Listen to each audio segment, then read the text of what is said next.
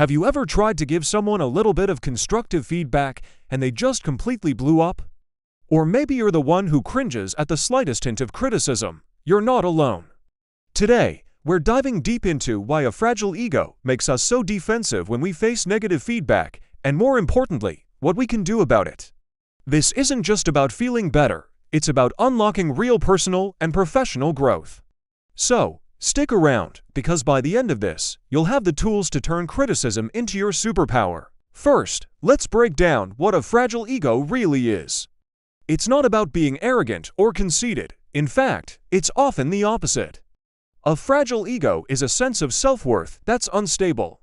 It's like a house of cards that looks okay from a distance, but the slightest breeze can bring the whole thing tumbling down.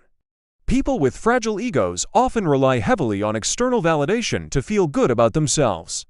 They need constant praise, likes on social media, or approval from others to maintain their self-esteem. When that validation is replaced with criticism, even well-intentioned feedback, it feels like a personal attack.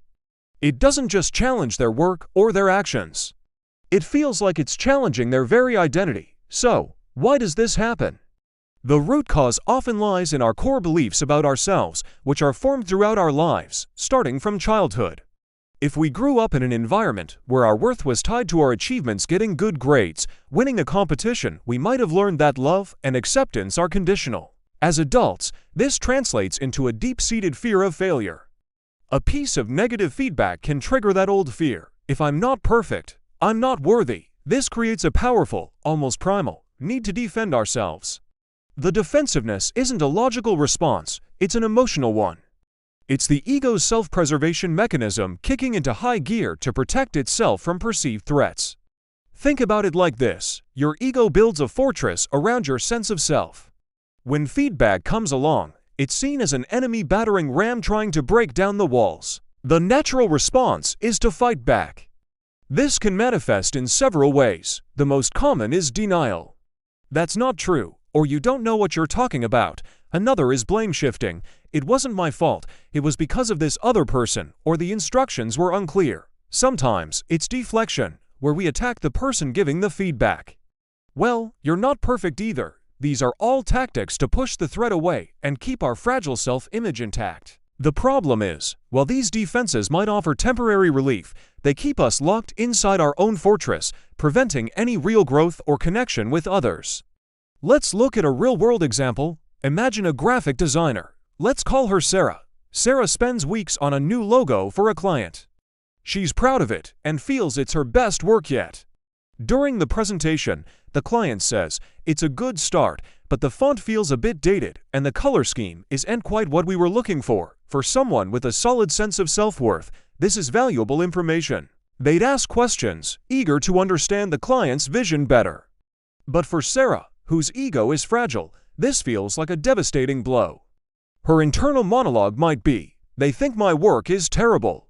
I'm a failure as a designer." Instead of collaborating, she gets defensive. She might argue why the font is actually a classic or why the colors are a bold, modern choice. She's not trying to find the best solution for the client anymore. She's trying to defend her own competence and worth. This not only damages the client relationship, but also prevents her from learning and improving her skills. The tricky part is that a fragile ego often masquerades as a strong one. People who are quick to boast about their accomplishments or who seem overly confident might actually be compensating for deep-seated insecurity. Their ego is so fragile that they need to constantly build it up with self-praise to keep it from shattering. When someone challenges their inflated self-perception with a dose of reality, their reaction can be even more intense. It's a paradox. The more someone insists on their own perfection, the more likely it is that they are terrified of their own flaws. So, how do we break this cycle? How do we build a more resilient ego, one that doesn't just survive feedback, but actually thrives on it? The first step is awareness. You have to recognize when your defensive mechanisms are kicking in. The next time you receive criticism, pay attention to your immediate physical and emotional reactions. Do you feel your heart rate increase? Does your face get hot? Do you feel a surge of anger or a pit in your stomach? These are signals that your ego is feeling threatened. Instead of reacting immediately, take a deep breath. A simple pause can be incredibly powerful. It creates a space between the feedback and your response. In that space, you can start to challenge your own thoughts. Is this feedback really a personal attack, or is it just information? Separate the feedback from your identity. The client S comment on the logo isn't a judgment on Sarah S. worth as a human being. It's a comment on a font choice. When you depersonalize feedback, it loses its power to hurt you. Instead, it becomes a tool you can use. Reframe the situation. Instead of thinking, "They're telling me I'm bad," think, "They're giving me information to help me get better." This shift in perspective is crucial. It moves you from a position of victimhood to a position of power. Another powerful technique is to actively seek out feedback. This might sound terrifying at first, but it's like exposure therapy. The more you do it, the less scary it becomes. Start small. Ask a trusted friend or colleague for their thoughts on a low-stakes project. Frame your request in a way that encourages honesty. For example, instead of asking, "Do you like this?" which invites a simple yes or no, ask, "What's one thing I could do to improve this?" This shows that you are open to constructive criticism and hungry for growth. When you receive the feedback, your only job is to say thank you. Don't defend, don't explain, just listen and absorb. You can decide later what to do with the information. This practice helps you build the muscle of receiving feedback gracefully. It's also essential to cultivate self-compassion. A fragile ego often comes from a harsh inner critic. We say things to ourselves that we would never dream of saying to a friend. Start treating yourself with the same kindness and understanding you would offer someone you care about. When you make a mistake or receive negative feedback, instead of beating yourself up, acknowledge that you're human and that making mistakes is part of the learning process. Dr. Kristin Neff, a leading researcher on self-compassion, suggests treating yourself as you would a good friend. This simple shift can profoundly change your relationship with yourself and make you less dependent on external validation. Your self-worth starts to come from within, making it much more stable and resilient. This journey isn't about becoming immune to feedback or pretending it doesn't sting. It's about changing your relationship with it. It's about seeing it, not as a threat, but as a gift. Every piece of feedback, even when delivered poorly, contains a nugget of truth or a different perspective that can help you grow. The goal is to build an ego that is flexible and strong. Like bamboo, it can bend under pressure without breaking. This is what psychologists call a growth mindset, the belief that your abilities can be developed through dedication and hard work. People with a growth mindset welcome challenges and see failure not as evidence of incompetence, but as a springboard for growth. Think about the most successful people you know.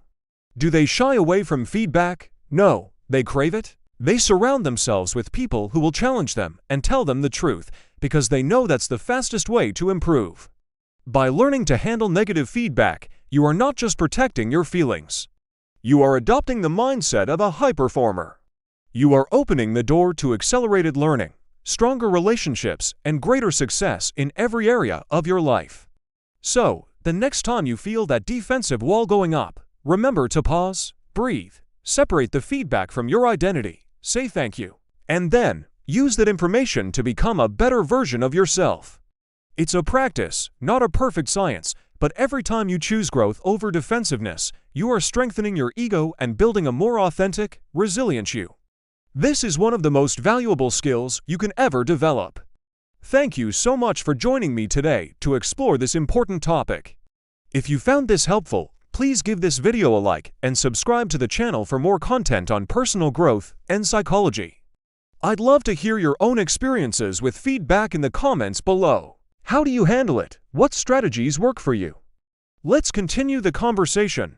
Thanks for watching, and I'll see you in the next one.